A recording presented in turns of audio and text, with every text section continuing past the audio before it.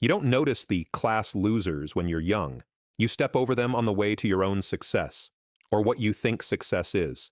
You laugh at their shoes, their backpacks, their silence. You mock their handwriting, their haircut, their parents' beat-up car. You never imagine they're fighting battles you can't see. You never imagine the quiet ones are building something unshakable inside themselves. In the hallway of Westmont High School 10 years ago, that quiet one was Lena Ross. She was the girl who stared out the window during lunch, who never spoke unless a teacher called on her, who kept her hoodie sleeves pulled over her knuckles even in summer. If someone bumped her shoulder, she apologized. If someone stole her notes, she just rewrote them. If someone mocked her ratty boots or her mother's secondhand sedan, she didn't fight back. She walked like someone who'd learned very early that the world wasn't on her side.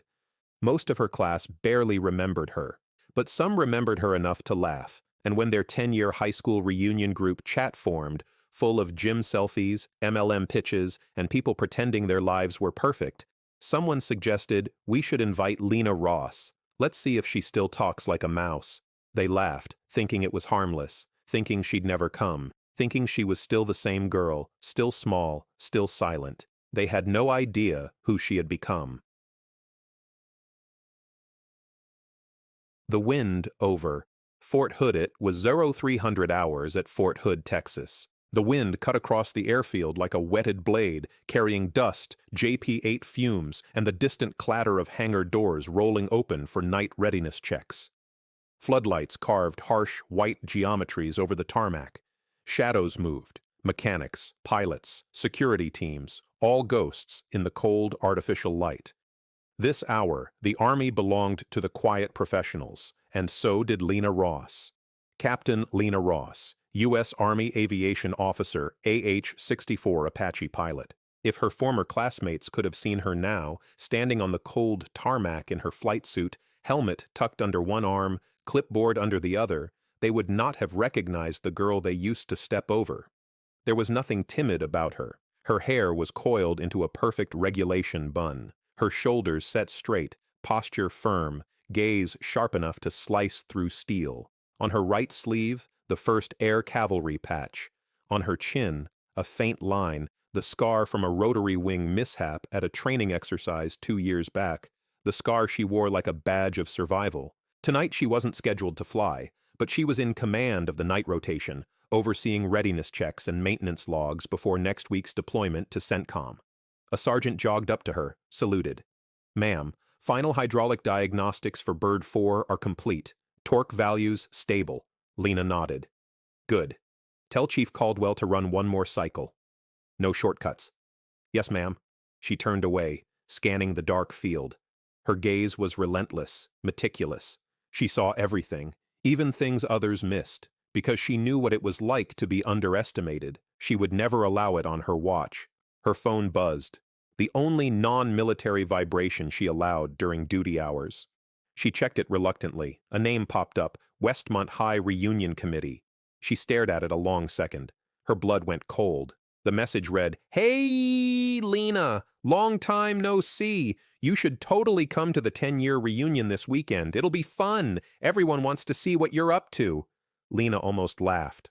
Almost. The reunion was 2,000 miles away. She was on pre-deployment rotations, and there was no universe in which people who once stuffed her sketchbook into a toilet suddenly wanted to see what she was up to. She put the phone away. But the buzzing kept coming. Another message. Another. Then one from an individual account. Someone she remembered too well. Tessa Montgomery, head cheerleader, prom queen, self-appointed social monarch of the senior class. "You should come. Seriously. People still talk about you. We're curious how life turned out. Translation, we want to see if you're still beneath us." She locked her phone. She didn't owe them anything, or so she thought.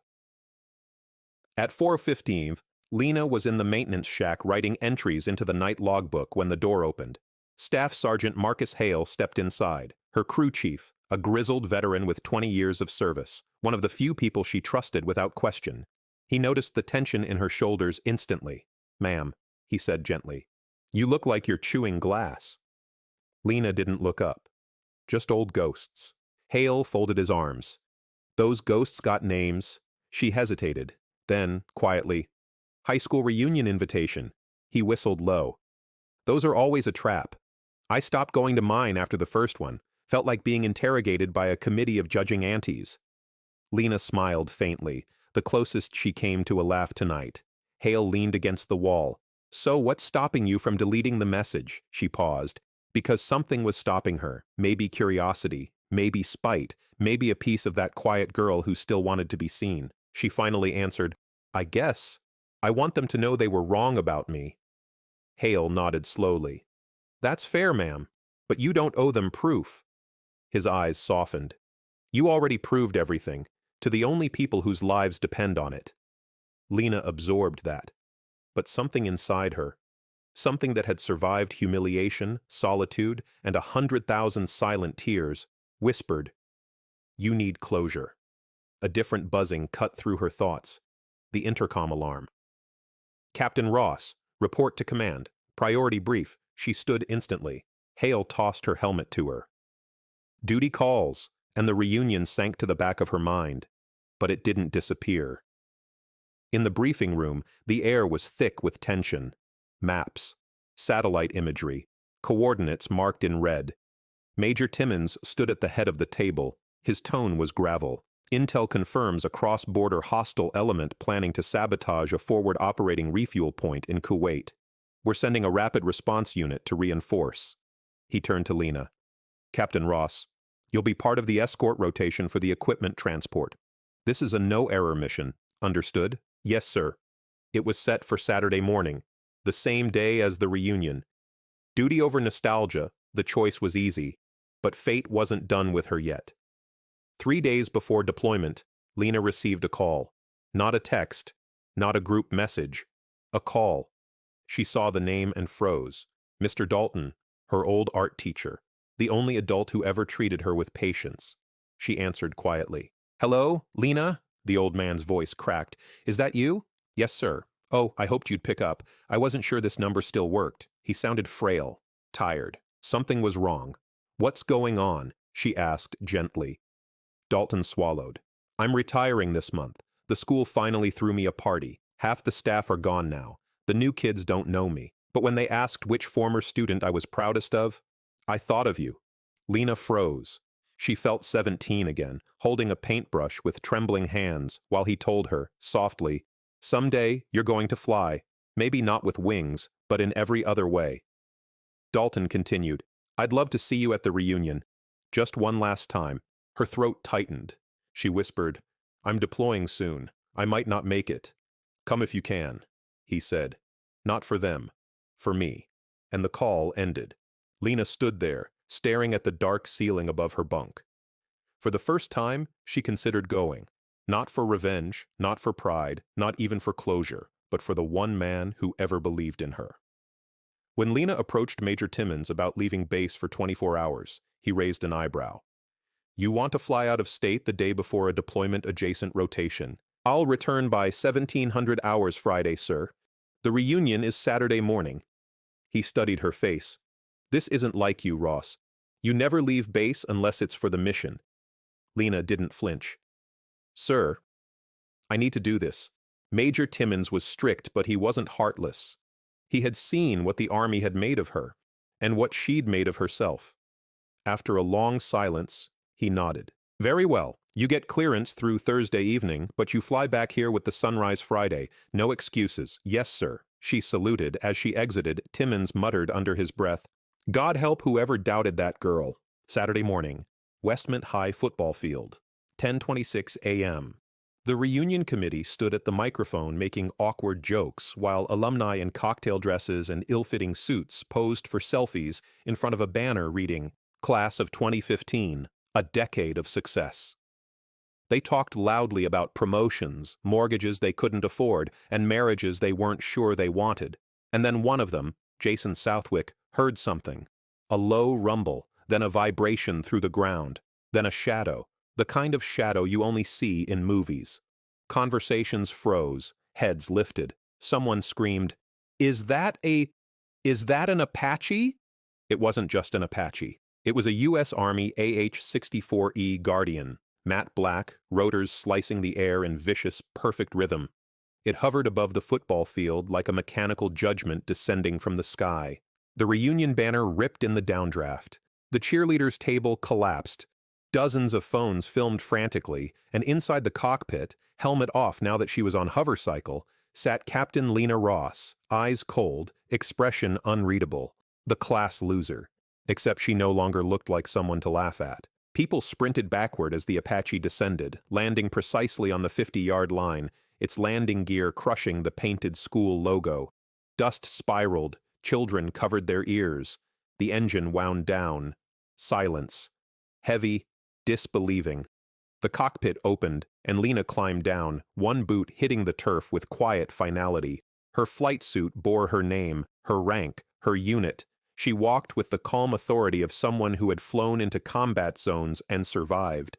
The bullies who once mocked her went pale. Someone whispered, "Oh my God, that's Lena Ross? Someone else? She's in the Army? She's a pilot?" Tessa Montgomery's voice cracked. "She actually came?" Lena stepped toward the crowd, each footfall deliberate. The silence felt like a held breath. Tessa approached her, trembling with a smile that didn't reach her eyes. "Lena! Wow, this is impressive. You didn't have to, land a helicopter here." Lena's voice was calm, level. "You invited me?" "Yes, of course," Tessa stammered. "We were just curious how you turned out. You could cut the tension with a blade." Lena scanned the crowd. The same faces, the same judgmental smirks buried under 10 years of adult insecurity. Then she saw him. Mr. Dalton, old, fragile, standing with a cane, her expression softened instantly. She walked straight to him. He smiled. "You flew," he whispered. "I did, sir." He touched her scar gently. "And you lived. I did." They embraced, a small, quiet moment in the middle of a stunned audience. Mr. Dalton chuckled. "You didn't come for them. You came for me." "That's right." He patted her cheek. "I'm proud of you, Lena. More than you know." She swallowed hard. When they parted, the crowd waited, expecting drama, theatrics, humiliation in reverse. But Lena wasn't here to gloat. She turned to them all and spoke clearly, projecting like she did during field briefings. "You all wanted to see what became of me. Here I am. Not because of you, but despite you." People shifted uncomfortably. Lena continued. "I learned discipline, courage, integrity. I learned that your value doesn't come from people who refuse to see it." Tessa's voice was a whisper. "We were just kids." "No," Lena replied quietly. "Kids grow up. Character doesn't." Silence, heavy, unavoidable. Then someone in the back, a former band kid, began clapping, slow at first, then louder. Then the entire group joined.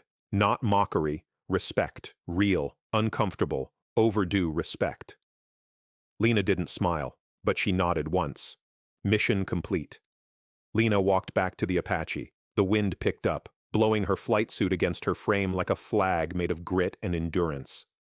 As she climbed the ladder, she heard footsteps. "Tessa, Lena." Wait. Lena paused on the step. Tessa wrung her hands, mascara smudging. "I'm sorry, for everything, for how we treated you. You didn't deserve it." Lena looked at her, truly looked at her. Tessa's eyes weren't cruel now, just tired, insecure, human. Lena answered softly, "I forgive you, but I didn't come for your apology." Tessa nodded, tears slipping down her cheeks. Lena added, "Find something worth being proud of, something real. Life's more than who you impress." Tessa broke. Lena boarded the aircraft. The rotors spun to life. Grass whipped, dust swirled. The crowd shielded their faces. The Apache ascended, leaving the football field, the memories, and the ghosts far behind. When Lena returned to Fort Hood, sunlight blazing across the tarmac, Major Timmons stood waiting. He watched her descend from the cockpit, then shook his head with a half-smile. "You caused a bit of a stir up north, Captain. Sorry, sir. Don't be." His eyes were proud. "Some battles are worth fighting?" She handed him her mission report folder. He didn't take it. Instead, he said, "Ross, you've come a long way. Don't ever forget what you've built." She nodded, throat tight, because this wasn't about a reunion. It was about reclaiming the part of herself locked away in humiliation for too long, now free, now whole. At the end of the day, Lena sat on the wing of the Apache, boots dangling, watching the sunset paint the sky. The wind whispered through the rotors. She thought of the girl she once was, scared, invisible, small. She whispered to the horizon, "I made it," and for the first time in years, she believed it. Some people spend their lives trying to impress the world. The strongest ones spend it becoming someone they can live with, someone they can respect. Quiet strength is still strength, and often it's the quiet ones who rise the highest.